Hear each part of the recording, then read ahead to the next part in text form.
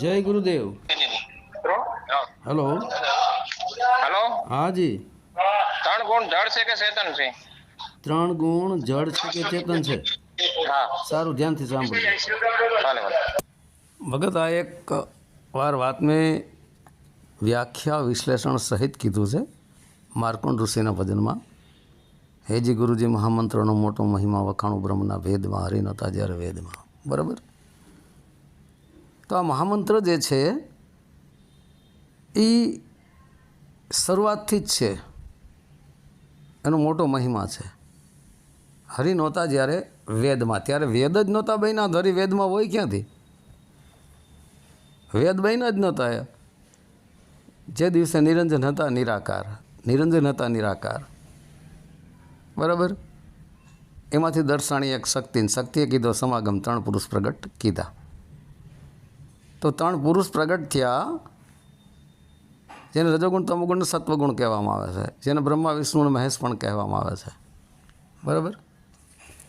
ત્યાર પછી વેદોનું નિર્માણ થયું ને.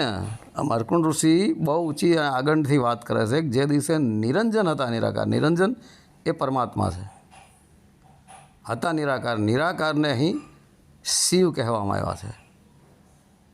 બરાબર. નિરાકાર, નિરાકારનો અર્થ બને છે જેનો કોઈ આકાર જ છે નહીં. એ શિવ સ્વરૂપી આત્મા છે. નિરંજન એ સદાશિવરૂપી પરમાત્મા છે. બરાબર. તો સદાશિવરૂપી પરમાત્મા એ નિરંજન હતા નિરાકાર, મતલબ આ પરમાત્મા જે છે એ નિરાકાર સ્વરૂપી આત્માની અંદર હતા. બરાબર. તો એમાંથી દર્શાણી શક્તિ, શિવપુરાણમાં પણ તમે જોજો છે, ચારો તરફ નીરી નીર, 50 કરોડમાં પાણી હતું, ત્યારે એક શક્તિબિંદુ તરતું હતું ને એમાંથી શક્તિ પ્રગટ થઈ. બરાબર. શક્તિ પ્રગટ થઈ ને. અને શક્તિએ કીધો સમાગમ. તો સમાગમ કોની સાથે કીધો? સમાગમ કીધો શિવ સ્વરૂપી આત્મા સાથે. સમાગમ એટલે મિલન. કારણ કે એની સાથે એકમેક થઈ. કોણ? આ શક્તિ. શક્તિ કોણ છે? એ જ સુરતા. શિવ કોણ છે? એ જ આત્મા. નિરંજન રૂપી પરમાત્મા કોણ છે? એ જ સદાશિવ. એને 3 પુરુષ પ્રગટ કીધા. અહીં પ્રગટ કીધા કીધું છો, જન્મ નથી થયો, ડાયરેક્ટ પ્રગટ થયેલા છે. બ્રહ્મા, વિષ્ણુ, મહેશ કયો કે રજોગુણ, તમોગુણ કે સત્વગુણ કયો. બરાબર. તો ઘણા લોકો શિવ અને ભગવાન શંકરને એક ગણે. અસલમાં આ અજ્ઞાની છે, આ ખોટા છે, એને ખબર જ નથી હજી. શિવ આત્મ તત્વ છે અને ભગવાન શંકર એને તમોગુણ કહેવામાં આવ્યા છે. તમે જોજો, ભગવાન શંકરનું જે આ મંદિર હશે ત્યાં તમે જોજો કાચબો હશે, આગળ પોઠીઓ હશે, મતલબ નંદી હશે, એક બાજુ હનુમાનજી મહારાજ હશે, એક બાજુ ગણપતિ મહારાજ હશે. બરાબર. અને વચ્ચે ભગવાન પ્રભુ શ્રી શંકર ભગવાનની મૂર્તિ હશે, પાછળ માતા પાર્વતીનો ફોટો હશે. બરાબર. અને ભગવાન શંકરના ગળામાં નાગ હશે, હાથમાં ત્રિશૂલ હશે, ત્રિશૂલમાં ડમરું હશે, હોય છે ને બધું, અને મૂર્તિ હશે. આવું ઘણું બધું છે. બરાબર. તો એ ભગવાન શંકરનું મંદિર છે. અને ભગવાન શંકરનું મંદિર જ્યારે બનાવવામાં આવે છે ત્યારે દરવાજામાંથી, જે આપણે મંદિર બનાવીએ કમ્પ્લીટ કરીને દરવાજા મૂકીએ, દરવાજાની અંદરથી ભગવાન શંકરની મૂર્તિને પ્રવેશ કરવામાં આવે છે. બરાબર. અને શિવ જે છે એ આત્મ તત્વ છે. શિવલિંગ, જ્યારે શિવ મંદિર બનાવવામાં આવે છે, શિવ મંદિર એટલા માટે બનાવવામાં આવે છે કે આત્મ તત્વની યાદી આપવા માટે લોકોને બતાવવામાં આવ્યું. બરાબર. તો હવે શિવ મંદિર જ્યાં હશે તો ત્યાં ઉપરનો જે ઘુમટ બનાવીએ ને, મંદિર ઉપર જે ઘુમટ હોય છે, શિખર હોય છે, એ શિખર ત્યાં નથી બનાવવામાં આવતું. આખું મંદિરનો ઢાંચો તૈયાર કરી દેવામાં આવે, શિખર લાસ્ટમાં બને. તો એ શિખરની અંદર જ્યારે શિખર નથી બનાવવામાં આવતું ત્યારે ઉપરથી શિવલિંગને પધરાવવામાં આવે છે અને પછી શિવલિંગને વચ્ચોવચ્ચ બરાબર સ્થાપિત કરી અને પછી પધરાવવામાં ત્યાં બેસાડવામાં આવ્યા, સ્થાપિત કરી દે, બરાબર, અને પછી શિખર બનાવવામાં આવે છે. તો શિવ ક્યાંથી આવ્યા? ઉપરથી. ભગવાન શંકર ક્યાંથી પ્રવેશ કર્યા? દરવાજામાંથી. તો શિવ ક્યાંથી આવે? ઉપરથી. શિવ એ જ આત્મા છે. અને ઉપરનું સ્થાન કયું છે આપણું? 10મો દ્વાર, મસ્તકના મધ્ય ભાગમાં, જેને બ્રહ્મરંધ્ર કહેવાય છે, સહસ્ત્રાર ચક્ર પણ કહેવાય છે, 10મો દ્વાર પણ કહેવાય છે, બરાબર. અને શિવલિંગનો અર્થ શું છે? જેને જ્યોતિર્લિંગ કહેવામાં આવે. જ્યોતિ એટલે પ્રકાશ, પ્રકાશ. શિવ એક પ્રકાશ સ્વરૂપ છે, સદાશિવ પણ પ્રકાશ સ્વરૂપ છે, બરાબર. તો હવે જે શિવલિંગ છે, શિવ એ આત્મા છે.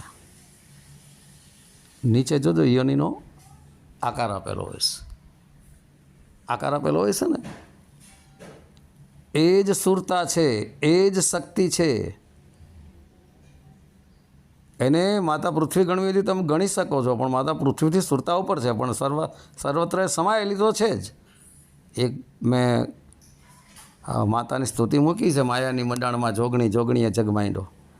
તો માયાની મંડાણ કોણ છે? માં જોગણી. જોગણીએ સુરતા, જોગણીએ જ જગ માંડ્યો છે. જગની રચના કોના દ્વારા થઈ છે? જોગણી દ્વારા જ.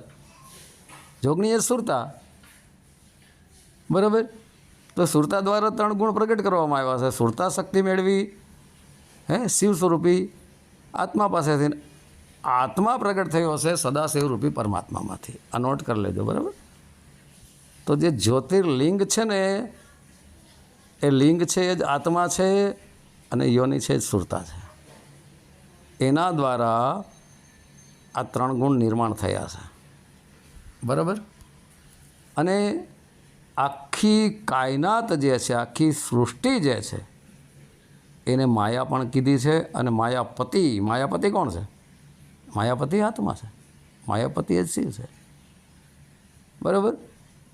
અને આખી વિશ્વની સૃષ્ટિ એ માયાપતિ આત્મા, એ બેયથી ઉપર છે, એ પરમાત્મા રૂપી સદાશિવ છે, બરાબર.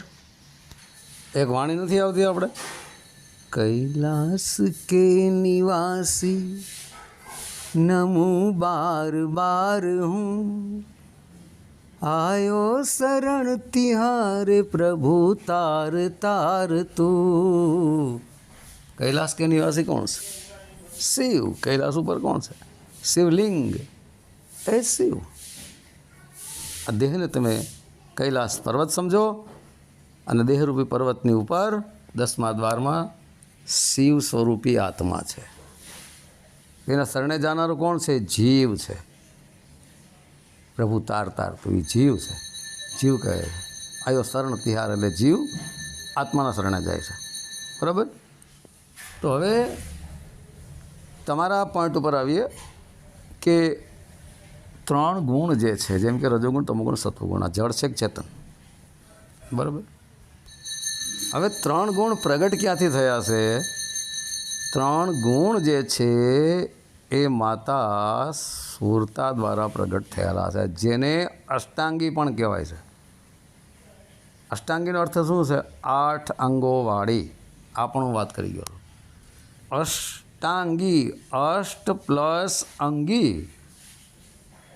તો 8 અંગ જે છે, 5 તત્વ ને 3 ગુણ છે, એ 8 અંગ. અને અષ્ટાંગી, તો 8 અંગોને ચલાવનારીને અષ્ટાંગી કહેવાય. નકર તો ખાલી અષ્ટાંગ આવે. અહીં અષ્ટાંગી પાછળ રસવાઈ વાપરી છે.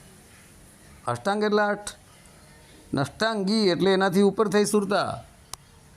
5 તત્વ 3 ગુણને ચલાવનારી એ સુરતા છે, અષ્ટાંગી. અને એ અષ્ટાંગીની સાથે રહેનાર એની શક્તિ આપનાર જે છે અષ્ટાંગી માતા દુર્ગા, એ સુરતા છે. એને શક્તિ આપનાર શિવ સ્વરૂપી આત્મા છે.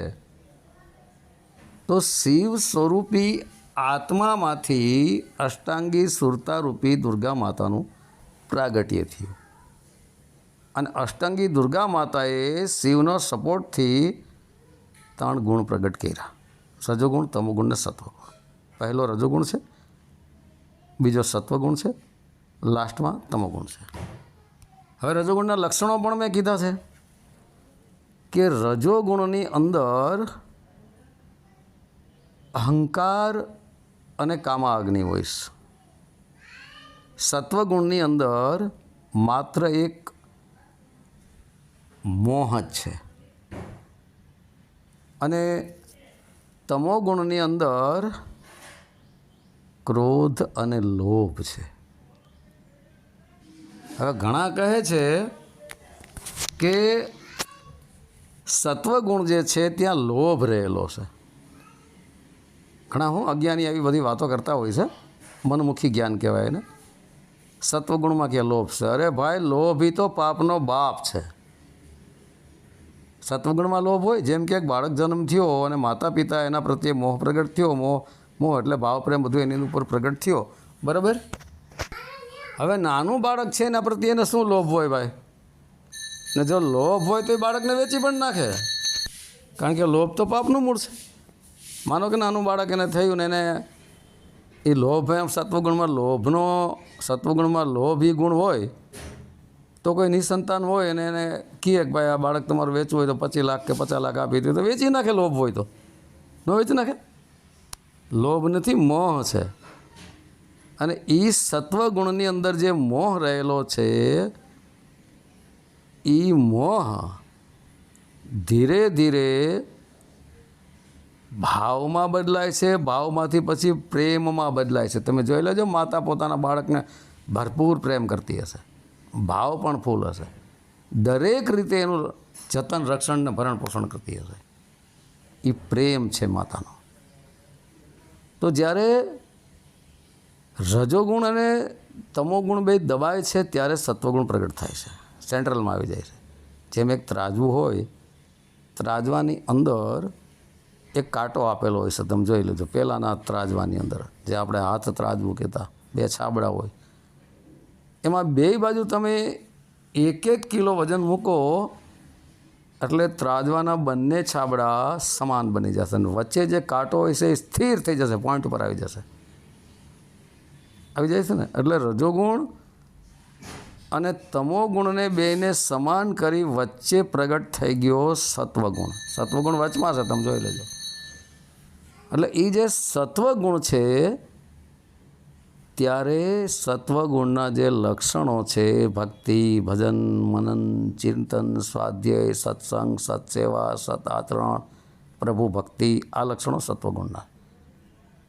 તમોગુણમાં તો લોભ અને ક્રોધ જ છે, તો તમોગુણી વ્યક્તિનો ભરોસો ન કરાય. રજોગુણમાં અહંકાર અને કામ છે, તેનો ભરોસો ન કરાય. આ ગુણો વિશે વાત થઈ રહી છે. હવે રજોગુણ દ્વારા બાળકનું નિર્માણ થાય છે. રજોગુણ નર નારીમાં બેયમાં હોય છે. એક ઓળિયા હું બોલી ગયો છું, બરાબર. નર અને નારીમાં બેયમાં રજોગુણ પ્રગટ થાય, મતલબ કામા અગ્નિ પ્રગટ જ્યારે થાય, અહંકાર અને કામા અગ્નિ બેયને ભરપૂર પ્રગટ થાય છે, ત્યારે એમાં એક ત્રીજા બાળકનું નિર્માણ થાય છે. તો રજોગુણ શું? ચેતનારૂપી શિવની ચૈતન્ય શક્તિરૂપી સુરતાનો સપોર્ટ રજોગુણને ન મળે તો રજોગુણ કાંઈ કરી શકે? તાકાત નથી રજોગુણની. કારણ કે રજોગુણની અંદર શક્તિ સુરતાની ઉતરી છે, બરાબર. ત્યારે જ રજોગુણ કામ કરે ને. અને સત્વગુણમાં પછી સુરતા જ કામ કરે છે, તમોગુણમાં સુરતા જ કામ કરે છે. તો સુરતા શક્તિ કોની પાસે પ્રાપ્ત કરે છે? શિવ સ્વરૂપી આત્મા પાસેથી. તો રજોગુણ, તમોગુણ અને સત્વગુણ 3 ગુણની અંદર ચૈતન્યરૂપી સુરતા, ચેતનારૂપી શિવની શક્તિ છે ને છે. સુરતારૂપી શક્તિ વગર 3 ગુણ ચાલી શકશે નહીં, અને શક્તિ શિવ વગર ચાલી શકશે નહીં. તો હવે રજોગુણ પ્રગટ થાય છે આપણી અંદર, તો કોણ પ્રગટ કરનારું? એ સુરતા, સુરતાની શક્તિથી. તો રજોગુણ, તમોગુણ, રજોગુણ, સત્વગુણ પણ 3 ચેતન જ છે. કારણ કે માતા પિતાની અંદર, દરેકના માતા પિતાની અંદર રજોગુણ મતલબ કામાગ્નિ પ્રગટ થાય અને અહંકાર આચરણમાં મૂકે. અહંકારનું કાર્ય શું છે? આંતરિક અહંકારનું આચરણમાં મૂકવું. બેને કામાગ્નિ પ્રગટ થઈને બંને દ્વારા આચરણમાં મૂકવામાં આવ્યું. બરાબર? તો એ શક્તિ વગર ક્યાંથી થાય? સુરતાની શક્તિ વગર. તો એ ચેતના તો છે જ. તો દરેકનો જન્મ થાય છે શરીરનો 5 તત્વનો, એ રજોગુણ દ્વારા થાય છે. હવે રજોગુણ દ્વારા થાય છે તો રજોગુણને ચલાવનાર કોણ છે? રજોગુણની અંદર એ શક્તિ તો ઉતરી ને, એટલે રજોગુણમાં એ શક્તિ તો છે જ. હવે રજોગુણ માતા પિતાની અંદર પ્રગટ ન થાય તો આ બાળકોનો જન્મ જ ન થાય. અને આજકાલના મૂર્ખાઓ બોલવા માંડ્યા રજોગુણ, તમોગુણ ને સત્વગુણ જળ છે, જળ છે. જળ નથી, ચેતન જ છે. અરે પરમાત્મા સર્વવ્યાપક હોય તો 3 ગુણની અંદર પણ છે, સર્વત્ર જ છે. પણ આવા પંથીઓવાળા વાળીઓવાળા જે છે એ સનાતન ધર્મને ઉતારી પાડવાનું એક પ્લાનિંગ કરી રહ્યા છે, અમનમુખી જ્ઞાન આપી રહ્યા. એક પ્રયત્ન છે. પણ હું ઘણા ઓડિયામાં બોલું છું કે કોઈથી કાંઈ ન થાય, બધી ખાડા ખબચે અને ડેડક્યું છે. આ ઉછળકૂદ કરતી હોય વિષય વાસનામાં રહીને. સનાતન છે નહીં, સમુદ્ર છે. આ નોટ કરી લેજો ભગત. તો રજોગુણ, તમોગુણ ને સત્વગુણ આ 3 ચેતન જ છે. કારણ કે સુરતાની ચેતના શક્તિની અંદર છે તો ચેતન તો થયું જ ને, જળ થોડું ચાલી શકવાનું. રજોગુણ, તમોગુણ ને સત્વગુણ 3 ગુણ હોય, એ જળ હોય તો પ્રગટ ક્યાંથી થયો? કામાગ્નિ અને અહંકાર. એટલે એને ચલાવનાર સુરતા શક્તિ છે ને, એની અંદર શક્તિ જોઈએ. માનો કે એક દંપતી છે, બરાબર? નર નારી બંને પતિ પત્ની છે, બરાબર? એના 3 બાળકો થયા, સમજી લ્યો. 3 બાળકો થયા. એને તમે રજોગુણ, તમોગુણ, સત્વગુણ સમજી લો. હવે 3 બાળકોનું પાલન પોષણ કરનારું કોણ છે? જેમ પતિ પત્ની હોય ને એના દ્વારા 3 બાળકો થયા પતિના જરીએ. પતિની શક્તિ પ્રગટ આવીને સુરતારૂપી સ્ત્રીમાં. એટલે સ્ત્રીએ 3 બાળકોને ધીરે ધીરે જન્મ આપ્યા. લૌકિક દ્રષ્ટિએ તો પહેલાં જે બ્રહ્મા વિષ્ણુ મહેશ એનું પ્રાગટ્ય થાય છે, એનું જન્મ નથી થતું, બરાબર? તો હવે આ 3 બાળકોનું ભરણ પોષણ કર્યું કોને? એની માતાએ. એની માતા ચલાવતી હતી ને 3 બાળકોને. પ્રગટ પણ એને જ, જન્મ પણ એને જ આપ્યો. એમાંથી જ નીકળ્યા ને. એટલે એની શક્તિ અંદર આવી કે નહીં? 4 ગુણ માતાના, 4 ગુણ પિતાના. એના ગુણ આવી ગયા કે નહીં? તો અહીં સ્ત્રીને તમે સુરતા સમજો, 3 બાળકો જે 3 ગુણ સમજો, એને 3નું ભરણ પોષણ ચલાવનારી છે એ સ્ત્રી રૂપી સુરતા છે. અને જે પિતા છે, બરાબર, એને તમે આત્મા સમજો. કારણ કે પિતાએ જ નિર્માણ કર્યું ને. નિર્માણ કોના દ્વારા થયું? પિતા દ્વારા જ થયું ને. તો આ રીતે તમે સમજી શકો છો. 3 બાળકો છે, જે પતિ પત્નીને એ 3 ગુણ છે. પત્ની છે એ સુરતા છે, પતિ છે એ શિવ છે, અને સર્વવ્યાપક જે છે એ તમે દાદા સમજી લો કે સદા શિવ સમજી લો, બરાબર? તો 3 ગુણ પણ ચેતન જ છે. 3 ગુણ શું? સ્થાવર જંગમ બધું ચેતન સ્વરૂપ જ છે. પણ એ લેવલ પર જ્યારે કોઈ નથી પહોંચી શકતું એને આવું બધું દેખાતું હોય છે, કારણ કે અજ્ઞાની છે. અરે અત્યારે તો પ્રભુ શું વાત કરવી ભગત. સિગારેટો પીતા હોય, માંસ મટન ખાતા હોય, ઇંગ્લિશ દારૂ પીતા હોય, દીકરીઓ માથે દ્રષ્ટિઓ ખરાબ કરતા હોય, અને પાછા ગુરુ બનતા જતા હોય છે. શું કરશું તમે?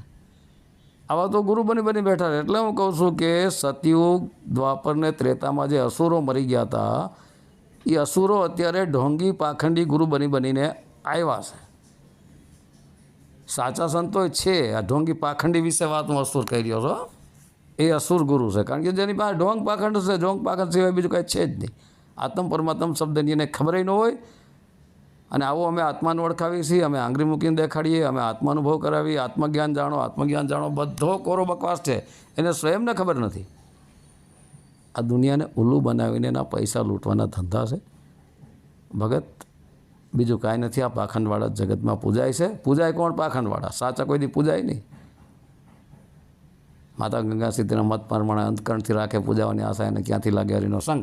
તો અંતકરણથી જેને પૂજાવાની આશા છે, છેલ્લા ચપાટા પૂજા કરતા હોય ને ઓલો નાનો પાડી શકે કે મારી પૂજા ન કરતા, પણ કારણ કે એને અંતકરણથી પૂજાવાની આશા છે એટલે પૂજા પાઠ કરાવે છે.